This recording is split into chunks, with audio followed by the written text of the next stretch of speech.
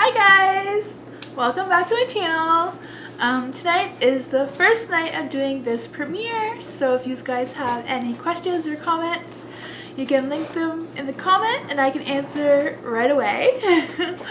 I just thought I'd try something new, so I'm gonna try every Wednesday at 8:30. If that's not a good time for a lot of people, the day or the time, just comment and I can try to do it on a different night. But I thought I would just have a little chat. This is my first one, and I'm gonna post them in my playlist, so if you only want to watch these talking videos, you're more than welcome. On Mondays I'm gonna post our vlog of our everyday life, and on Fridays I'm gonna be posting videos of things that I cook with my kids, because I feel like I get a lot of interest in those videos. And Beastie girl, my kitty is trying to be on camera. Yeah, so if you only want to watch cooking, or if you only want to watch the vlogs, or if you want to watch all three, you're more than welcome. So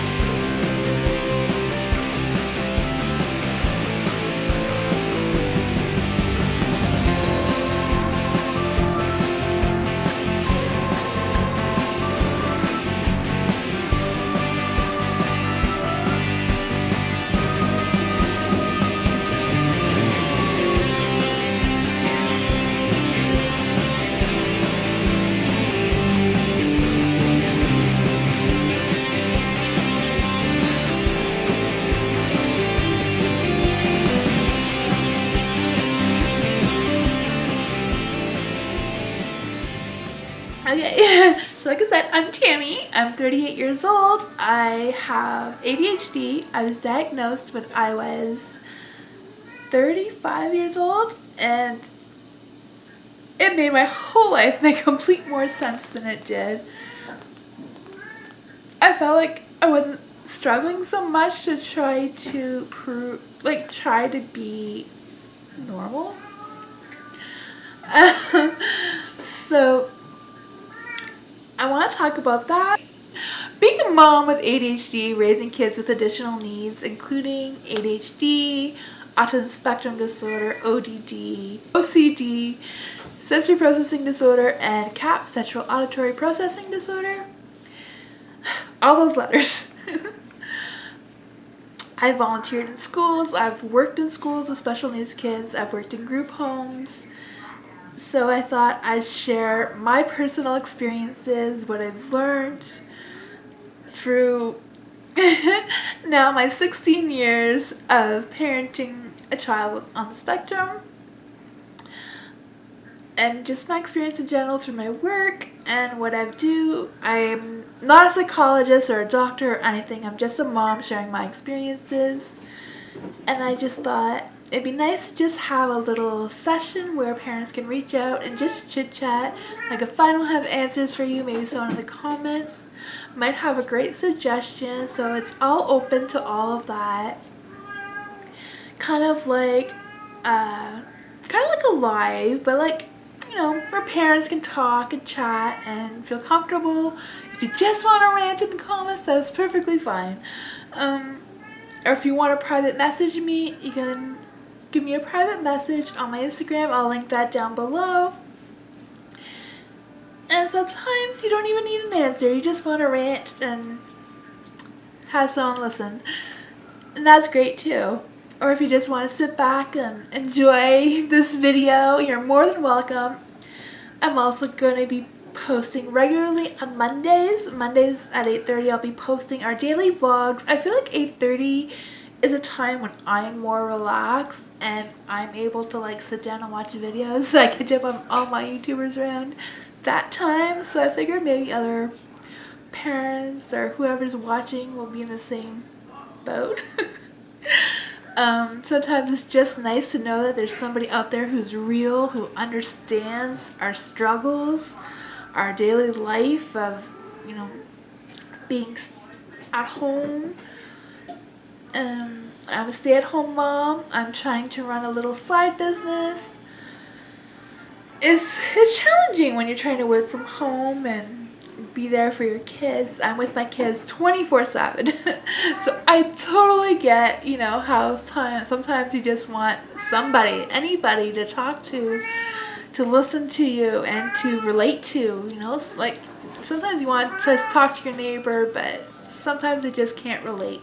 And having someone there to relate to. I know when my son was first diagnosed, I reached out to Autism Ontario, and this wonderful lady answered the phone, and I was in tears. I was just devastated.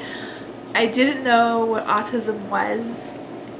I had an idea because I had a cousin who was severely autistic and nonverbal, low cognitive skills and everything. So I had an idea, but my son just didn't fit in any of those categories. That's why he got the diagnosis of nonverbal autism.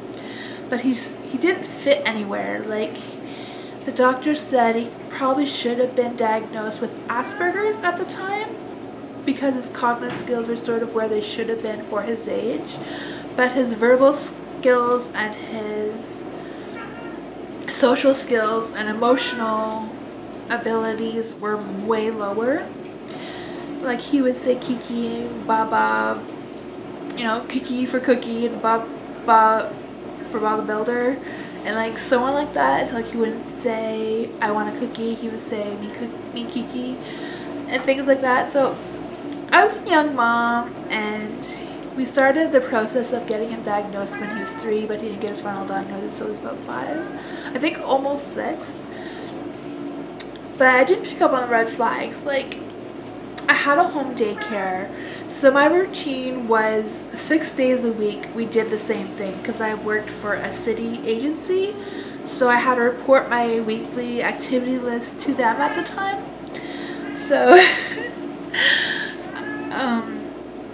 we had a very strict schedule because I would have my daycare from 7 a.m. till 7 p.m. at night, so it was very strict during that time, and I did it for 6 days a week. So on that one day that I didn't have home daycare, we still had a sort of a routine on that day.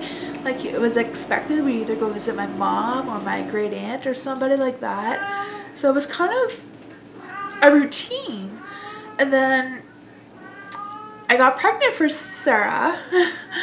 So I stopped the daycare like 2 weeks before I had her, because when you're about to explode, chasing after other little ones gets a little difficult. Plus we were moving, so I had to pack our house up, and we moved, and I was about to have Sarah, so our routine went completely out the window. And that's when all the red flags, that's when I noticed like everything, the meltdowns, the behaviors,